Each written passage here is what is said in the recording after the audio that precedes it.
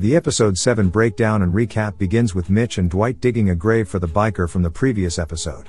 They take off the man's jacket and toss him into the hole. We immediately go back to New York and see Pete having a conversation with his doctor, telling him that Pete should live another 15 years, just take it easy with cigars and screaming.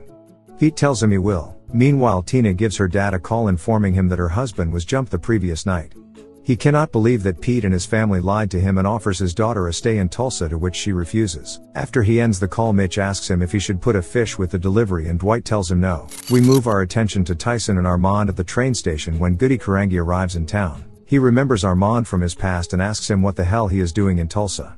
Armand says coincidence and walks him out to the car. In the ride towards the home base, Goody notices Tyson's ring and says how did he get it.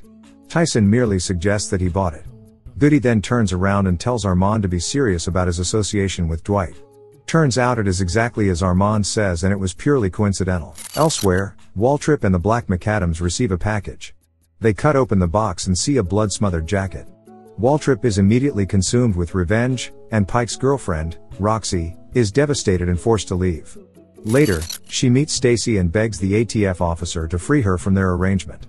However, Stacy convinces Roxy to try and get some evidence against Waltrip that will help her incriminate the biker gang's leader instead and be freed forever. Roxy informs her of a laptop she will get her and meet tomorrow 10 a.m. sharp. Bohdi and his crew finally go back to their shop and see a dump yard. They agree to start cleaning as Bohdi goes to the back and starts loosening some screws, which reveals a hidden USB. He looks shifty as he goes through multiple passwords and looks around making sure no one is watching. Back at home base, Goody and Dwight's men arrive, and as he walks in expecting a warm welcoming, he receives this instead. You tell that wig-wearing motherfucker he comes around my daughter again, I will chop his fucking head off! He is speechless and swears by everything he knows he doesn't have a clue about any attack on Tina's husband, and he never heard anything about Tina and Nico either. Dwight accepts his answers from knowing him well as a kid and tells him to sit down and have a drink. Later on that night, Goody reports back to Chicky and his dad and starts babbling about Dwight's operation. He starts off with his men and says, he gets his weed from the Indians, some cowboy runs the bar, and the black kid drives him around. It's like the fucking village people. However, while reporting to Chicky, he expresses his doubts about Dwight's loyalty to the crime family, as he even gave his ring away to Tyson. After comforting Roxy, Stacy confronts Dwight by smashing on his door and demands an answer about Pike's death. However, Dwight refuses to acknowledge his involvement.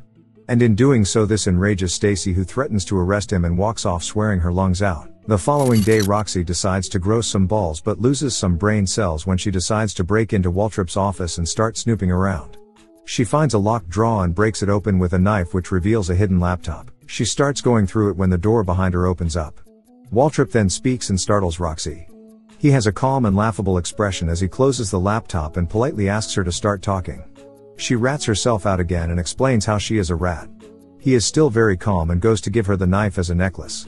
As he puts it around her neck, she is immediately strangled, and we don't need to say what happens to her next. A few hours later, Stacy is waiting for Roxy as she is late. So Stacy decides to call her and a man answers.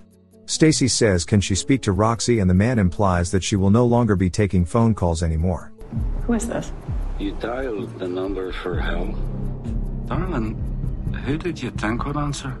She then gets teary as she knows Roxy is dead. Meanwhile, Dwight meets Bohdi. He proposes his new business plan. He wants to renovate Mitch's restaurant and open a casino within it. While Bohdi feels the business requires substantial capital, he is impressed with the possibility of using it to launder money. He then asks a random question and says, are you familiar with NFTs, crypto? Yeah, I don't like it. Bohdi laughs and says this might change your mind as he turns his laptop around, revealing millions of dollars of crypto that he stole. Did you really think you were the only criminal in Tulsa? Dwight is over the moon and is impressed with Bohdi. Back at the hospital, Tina asks her bashed up husband if he would consider moving to Tulsa. Her husband does not agree that moving towards her gangster father would help them get away from gangsters and promises her that it'll be better in New York. It's back to good old father-son bonding time when Chicky helps his father to bath. But once again, Dwight is mentioned in their conversation and Chicky becomes annoyed as his dad tells him stop being a sook. Chicky then tells his dad that he is steering the family the wrong way and grabs his father's head and sinks it in the water. After a couple minutes of struggling, the arms drop and Chicky walks off looking in the mirror, symbolizing being the new head of the family. When news spreads of Pete's death, their family and fellow mobsters come to pay their respects. Vincent is among them as he walks up to Chicky and gives him a hug. He asks if there is anything he can do and Chicky says, can help me get this family back on fucking track. We then move on to the last scene of the movie. Dwight sees Goody still in Tulsa and asks him what he is doing here.